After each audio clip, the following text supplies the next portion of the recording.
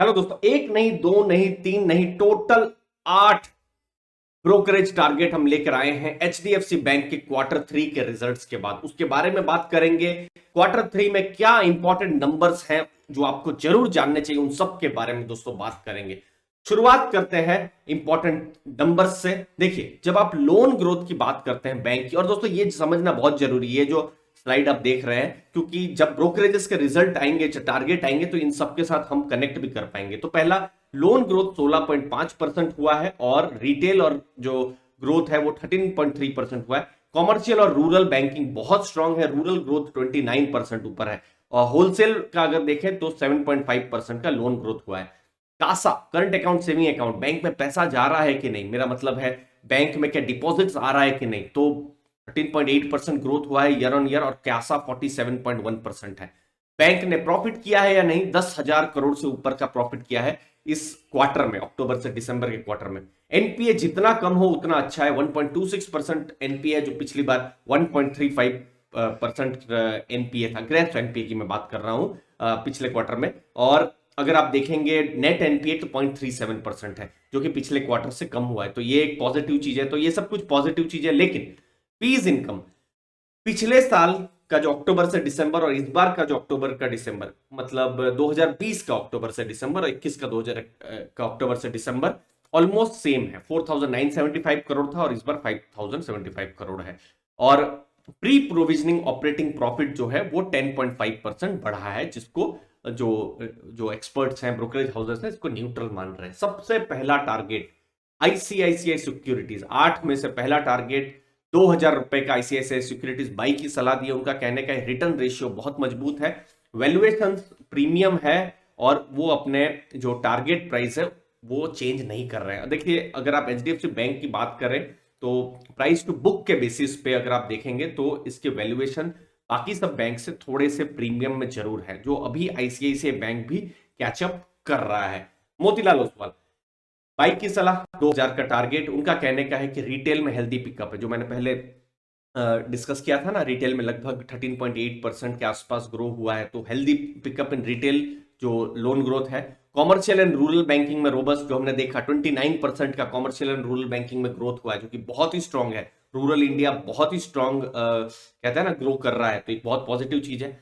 अगली चीज, restructured book जो है, एनपीएस तो ठीक है कंट्रोल में, लेकिन रीस्ट्रक्चरिंग हुई है कोविड के बाद या कोविड के समय में, तो ये मॉडरेट हुई है। उन्होंने कहा है 1.4% ऑफ द लोन, मतलब 100 रुपए की लोन है तो 1.4% की लोन जो है वो रीस्ट्रक्चर हुई है। उनका कहने का है फाइनेंशियल ईयर 22 जो अभी चल रहा है और अगले 2 साल 24 का जो एस्टिमेट है, 20% का सीएजीआर प्रॉफिट में होता रहेगा, ऐसा उनका मानना है। तीसरा, जेफरीज का टारगेट बाई 2160 का टारगेट। अभी के मार्केट प्राइस से उनको लगता है 40% स्टॉक प्राइस ऊपर जाएगा। फीस इनकम डिसअपॉइंट किया है, जो हमने देखा फीस इनकम लगभग बराबर है। हमने देखा ना 5,075 करोड़ का फीस इनकम था, तो पिछली बार भी ऑलमोस्ट सेम था, तो उससे वो थोड़े से डिसअपॉइंटेड हुए हैं, थोड़ा नेगेटिव है। लेकिन पॉजिटिवली सरप्राइज हुए हैं, बेटर एसेट क्वालिटी, जो हमने देखे एनपीएस कम हो रहे हैं, लोन्स इनफैक्ट जा रही है, और क्रेडिट कॉस्ट भी इनका कम है। तो 18% सीएजीआर प्रॉफिट फाइनेंशियल ईयर 21 से 24 के बीच में वो एक्सपेक्ट कर रहे हैं। जो हमने देखा जो अभी इससे इससे पहले मोतीलाल ओसवाल, उन्होंने 22 से 24 20% का किया था एक्सपेक्ट, इन्होंने 18% का किया। FY21 तो खत्म हो गया, तो अभी के पिछले साल और अगले 4 साल के लिए उन्होंने 18% का ग्रोथ के बात करी है। मैक्वेरी 2005 का टारगेट आउट परफॉर्मर की बात करी है उन्होंने।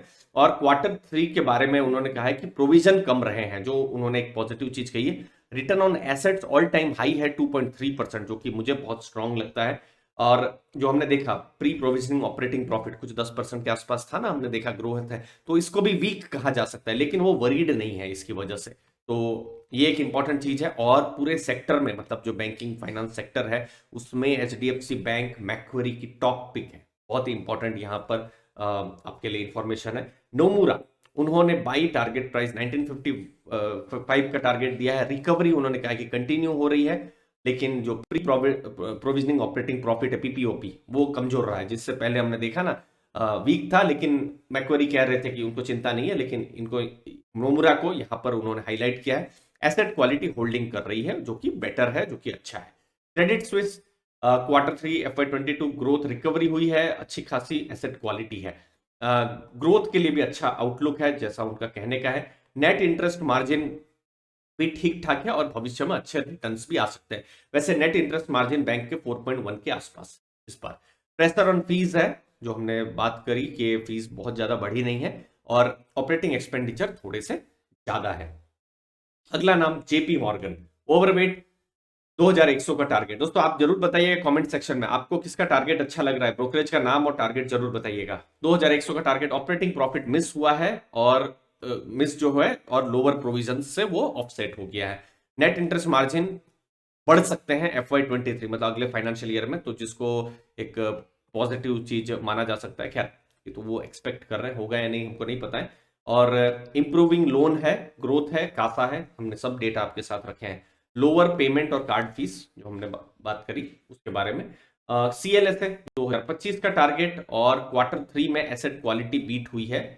उन्होंने कहा है स्मॉल कोर फीस मिस, जो हमने देखा फीस के बारे में सब लोग कह रहे हैं, जो हमने देखा ना 5075 करोड़ का, सब लोग कह रहे हैं। और रिटेल और कमर्शियल ग्रोथ जो है बहुत स्ट्रांग रहा है और ये कंटिन्यू भी रहेगा। तो ये CLSA की सलाह है HDFC बैंक के बारे में। दोस्तों मुझे उम्मीद है आपको वैल्यू मिली होगी। 8 टारगेट्स हमने आपके सामने रखे हैं, जरूर बताइए आपके क्या व्यू हैं HDFC बैंक पर। धन्यवाद आपके टाइम के लिए, थैंक यू वेरी मच।